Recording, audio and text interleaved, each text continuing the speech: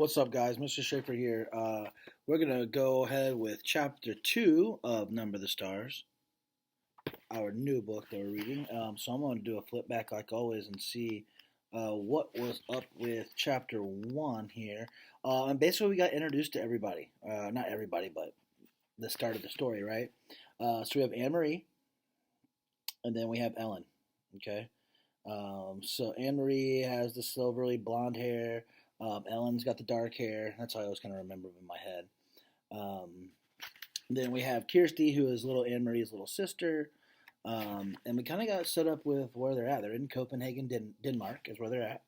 And they're right into some Nazi soldiers right away. They were running on the sidewalk, and they were talking about how that these soldiers have been there for years.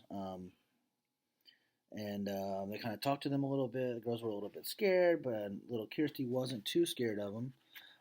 They kind of made their way home, and then when they told their parents that they had seen or interacted with the soldiers, they were kind of freaked out, right? They were kind of like, "Why'd you talk to them?" Or "You need to go another way next time." Or so they talked about that, and then they talked about the other thing I think that's kind of the big, not really big part, but something that just caught my eye is about them not having tea, and they don't have coffee, they don't have sugar, they don't have butter. Um, so that's part of their the way that the Germans or the Nazis kind of took over places too, was to cut off all those supplies, right? So make those kind of lives for those other people miserable, and to also kind of save it all for themselves, if that makes sense. You know what I mean? So not the greatest situation it seems like where they live. It's because it's kind of normal. They're kind of used to it. They've been there for years, but that was kind of it, right? That's how we kind of jumped into this story. So we're gonna go ahead with chapter 2. All right, it's called. Oh, one more thing. The part that I thought was just kind of cool. It said that you girls need to be important to be one of the crowd, be one of many. Be sure they never have a reason to remember your face. So to me, it kind of like made me think, like, man, they don't want them singling them out or anything like that. They want to keep it low, right? Keep a low profile. All right, chapter 2, The Man Who Rides Past. Tell me a story, Anne Marie, begged Kirsty as she snuggled beside her sister in the big bed they shared. Tell me a fairy tale. Anne Marie smiled and wrapped her arms around her little sister in the dark. All Danish children grew up familiar with fairy tales. Hans Christian Andersen, the most famous of all the tale tellers, had been Danish himself. So remember, the Danes or Danish people, that's the people from Copenhagen, right? That's the people from Denmark, the country Denmark. They're called the Danish people, just like people from the U.S. are called Americans, right? Do you want to hear the one about the Little Mermaid? That one had always been one of Anne Marie's own favorites. But Kirsty said no. Tell one that starts with a king and a queen, and they have a beautiful daughter. All right. Once upon a time there was a king, Anne Marie began. And a queen? Whispered Kirsty. Don't forget the queen. And a queen. They lived together in a wonderful palace, and was the palace named Amelienborg? Kirsty asked sleepily. Shh. Don't keep interrupting, or I'll never finish the story. No, it wasn't Amelienborg. It was a pretend palace. Anne Marie talked on, making up a story of a king and a queen and their beautiful daughter, Princess Kirsten. She sprinkled her tale with formal balls, fabulous gold-trimmed gowns, and feasts of pink-frosted cupcakes, until Kirsty's deep, even breathing told her that her sister was sound asleep. She stopped, waited for a moment, half expecting Kirsty to murmur. Then what happened? But Kirsty was still. Anne Marie's thoughts turned to the real king, Christian X, or Christian X, and the real palace, Amelienborg, where he lived, in the center of Copenhagen. How the people of Denmark loved King Christian. He was not like fairy tale kings, who seemed to stand on balconies giving orders to subjects, or who sat on the golden thrones demanding to be entertained and looking for suitable husbands for their daughters. King Christian was a real human being, a man with a serious, kind face. She had seen him often when she was younger. Each morning, he would come from the palace on his horse, Jubilee, and, and ridden alone through the streets of Copenhagen, greeting his people. Sometimes, when Anne Marie was a little girl, her older sister, Lisa, had taken her to stand on the sidewalk so that she could wave at King Christian. Sometimes he had waved back to the two of them and smiled. Now you're forever special, Lisa had told her once, because you have been greeted by a king. Anne Marie turned her head on the pillow and stared through the partly opened curtains of the window into the dim September night. Thinking of Lisa, her solemn, lovely sister always made her sad. So she turned her thoughts again to the king. She remembered a story that Papa had told her shortly after the war began, shortly after Denmark had surrendered and the soldiers had moved in overnight to take their places on the corner. One evening, Papa had told her that earlier he was on an errand near his office, standing on the corner waiting to cross the street, when King Christian came by on his morning ride. One of the German soldiers had turned, suddenly, and asked a question of a teenage boy nearby. "Who is the man that rides past here every morning on his horse?" the German soldier had asked. Papa said he had smiled to himself, amused that the German soldier did not know. He listened while the boy answered. "He's our king," the boy told the soldier. "He's the king of Denmark." "Where is his bodyguard?" the soldier asked. And you know what that boy said? Papa had asked Anne Marie. She was sitting on his lap. She was little then, only like 7 years old. She shook her head, waiting to hear the answer. The boy looked right at that soldier and he said, "All of Denmark is his bodyguard." Anne Marie had shivered. It sounded like a very brave answer.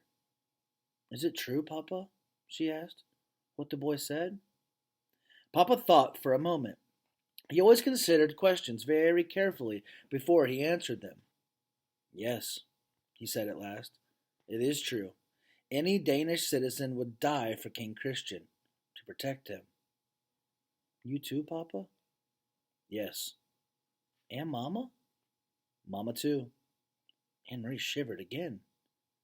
"Then I would too, Papa, if I had to." They sat silently for a moment. From across the room, Mama watched them, Anne Marie and Papa, and she smiled. Mama had been crocheting that evening 3 years ago, the lacy edging of a pillowcase, part of Lisa's trousseau. Her fingers moved rapidly, turning the thin white thread into an intricate narrow border. Lisa was a grown-up girl of 18, then, and about to be married to Peter Nelson. When Lisa and Peter married, Mama said Anne Marie and Kirsty would have a brother for the first time ever. "Papa," Anne Marie had said, finally, into the silence, "sometimes I wonder why the king wasn't able to protect us.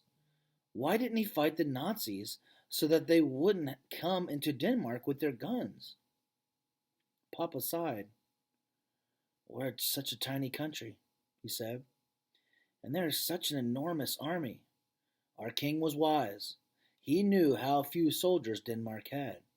He knew that many, many Danish people would die if we fought." "In Norway they fought," Anne Marie pointed out. Papa nodded. "They fought very fiercely in Norway. They had those huge mountains from the Norwegian soldiers to hide. Even so, Norway was crushed." In her mind, Anne Marie had pictured Norway as she remembered it from the school map, above Denmark. Norway was pink on the school map. She imagined the pink strip of Norway crushed by a fist. "Are there German soldiers in Norway now, the same as here?" "Yes," Papa said. "And Holland, too," Mama added from across the room. "And Belgium and France."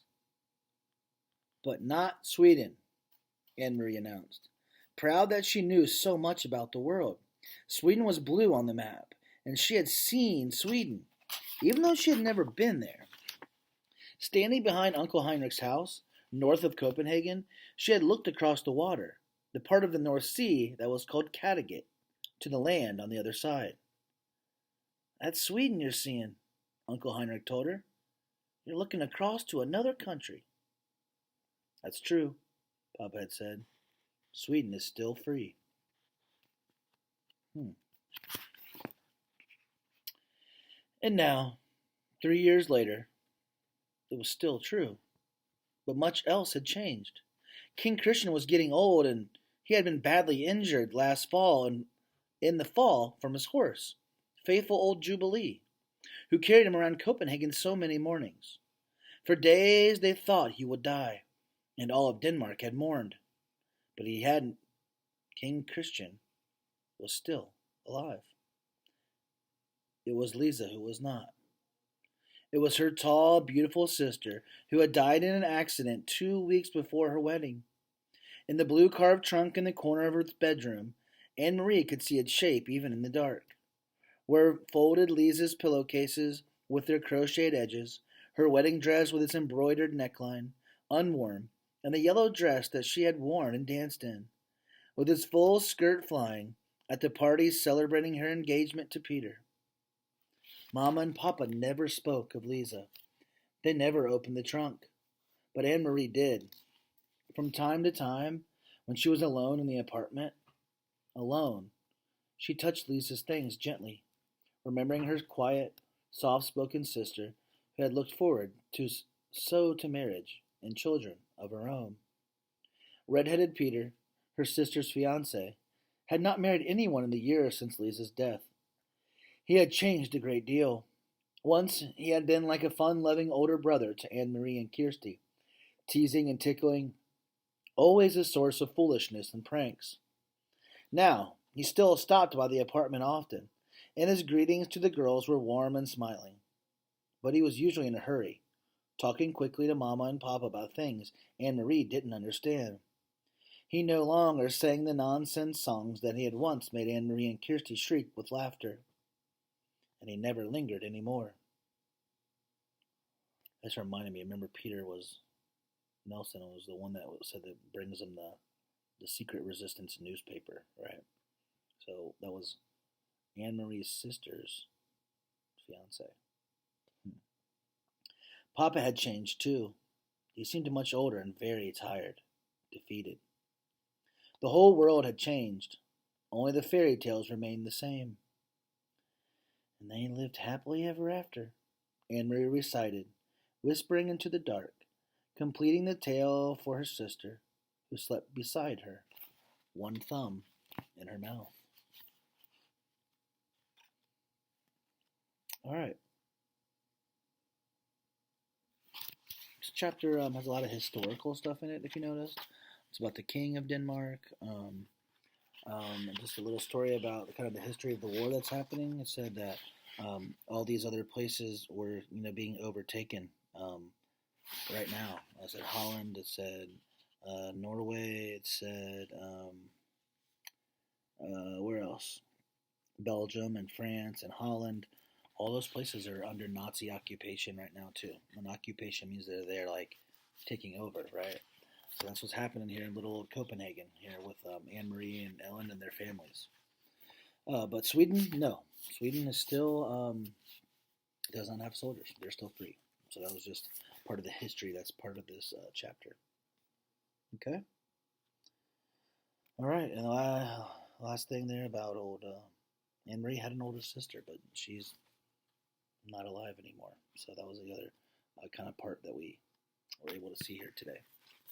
All right. I hope you enjoyed, guys, and I'll see you again next time for the next chapter.